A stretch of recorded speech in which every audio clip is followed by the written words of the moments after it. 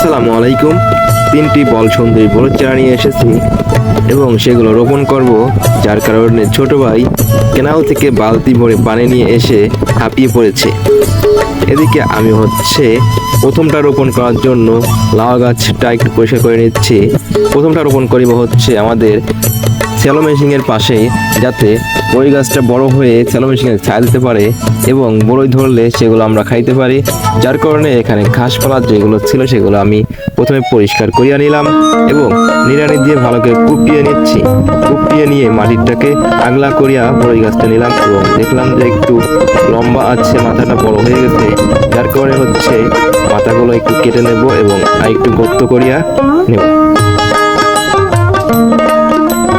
এরই মধ্যে গর্ত করা শেষ হয়েছে এবং বড়ই গাছটা মাথা থেকে একটু কেটে রাখলাম যাতে দেখতে খুব সুন্দর লাগে। এর মধ্যে আমি বড়ই গাছটা মাটির নিচে গেড়ে দিয়েছি এবং মাটি দিয়ে সুন্দরভাবে গুঁড়া আটিয়ে দেবো যাতে মাটির নিচে কোনো ঢিল না থাকে। এরপর নিড়ানি দিয়ে আমি আটতে শুরু করে দিয়েছি এবং এঁটে দিলাম যাতে মাটির নিচে গুঁড়া ঢিল থাকলে তো শিকড়টা ধরবে না, শিকড়টা জ্বালাবে না। যার কারণে আমি মাটিটা সুন্দরভাবে দিয়ে আটে দিলাম এবং বালতিতে পানি নিয়ে এসেছিল এবং তারপরে পানি দিয়ে সুন্দরভাবে রেখে যাবো যাতে গাছটা হয়ে যায়। যার কারণে বালতি থেকে পানি নিয়ে আমি গাছের গোড়ায় ঢেলে দিচ্ছি।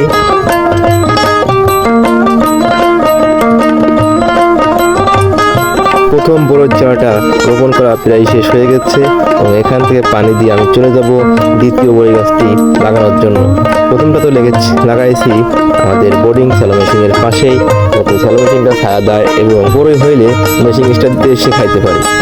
যার কারণে প্রথম গাছটি লাগানো শেষ করে দিয়ে আমি চলে এসেছি দ্বিতীয় গাছটি লাগানোর জন্য। দ্বিতীয় গাছটি রোপণ করিব যে জমির পাশেই কেনাল বয়ে গেছে এবং কেনালের ধারে লাগাবো যাতে মানুষজন দু একটা বড়ই খাইতে পারে।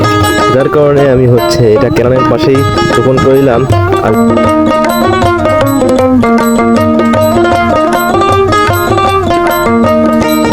এই জায়গায় মাটিগুলো একটু শক্ত আছে, যার কারণে আমি নিড়ানি দিয়ে অনেকক্ষণ যাবত কুপিয়ে মাটিগুলো আগলা করে দিতেছি। মাটি আগলা থাকলে গাছটা সহজেই লাগতে পারে। মাটিগুলো অনেক শক্ত হয়ে গেছে, অনেক দিন যাবত বৃষ্টি নেই এবং খরা রয়েছে, ওদের তাপমাত্রায় মাটিটা অনেক শক্ত হয়েছে। যার কারণে আমি নিড়ানি দিয়ে কুপিয়ে মাটিগুলো ছোট করে দিলাম। এখন বালতিতে পানি দিয়ে যাবো, পানি দিয়ে মাটিটা ভিজে যাবে এবং গাছটা হওয়ার সম্ভাবনা থাকে বেশি। যার কারণে আমি বালতিতে যতগুলো পানি ছিল সব পানিটুকু দিয়ে চলে যাবো এখন তৃতীয় গাছটি রোপণ করার জন্য। সর্বশেষ তৃতীয় নম্বর গাছটি আমি রোপণ করবো বাড়ির পেছনে, যাতে এখানে ফল হইলে নিজেরাই খাইতে পারি। যার কারণে চলে এসেছি বাড়ির পেছনে এবং এসে এখানে এই কোদাল নিয়ে মাটি দেখে অনেক শক্ত রয়েছে, দেখেন এই কোদাল দিয়ে কুপিয়ে যাচ্ছি এবং কুপিয়ে মাটিটা আগলা করিয়া নিয়ে নিচ্ছি। এখন মাটিটা একটু ভুসি করে নিচ্ছি, ছোটো করে নিচ্ছি। মাটিটা ছোটো করিয়া নিয়ে নিচ্ছে গর্ত করিয়া এবং গর্ত করিয়া এখানে গাছটি রোপণ করিব এবং এরই মধ্যে আমি দিয়ে মাটিটা গর্ত করিয়া করতেছি। মাটিতে গর্ত করিয়া দেখি ভাইরে ভাই মাটিটা অনেক শক্ত রয়েছে, মনে অনেক দিন এখানে পানি পড়ে না, যার কারণে মাটিটা শক্ত হয়েছে। এবং এরই মধ্যে আমি বড়ই গাছটা গর্তের মধ্যে দিয়ে দিচ্ছিলাম, দিয়ে গর্তের মধ্যে পানি দিয়ে রাখলাম। সবাই বললো যে নিচে একটু পানি দাও, পানি দিলে ভালো হবে। যার কারণে আমি পানি দিয়ে দিলাম, পানি দিয়ে আবার উপরে পানি দিয়ে রাখবো। গাছটি লাগানোর পরে আমি সুন্দরভাবে চারিপাশে আটে দিচ্ছি যাতে গাছের শিকড়টা নড়াচড়া না করে, যাতে গাছটা হওয়ার সম্ভাবনা থাকে বেশি। তারপরে আমি সুন্দরভাবে নিজের যত্ন নিয়ে সুন্দরভাবে যত্ন করে আমি চারিপাশে এঁটে দিয়ে মগে যেটুকু পানি ছিল পানি দিলাম এবং অবশেষে আমার বালতি করে পানি নিয়ে এসে আমি চারিপাশে পানি দিয়ে ভিজে রাখবো, যাতে এই পানি দিয়ে ভিজে রাখলে মাটিটা নরম হবে এবং শিকড়টা গজানো খুব সহজ হবে। যার কারণে আমি বালতি করে পানি নিয়ে এসে বালতি ভরে পানিটা ঢেলে দিলাম চারিপাশে, মাটিটা চারিপাশে ভিজে থাকে।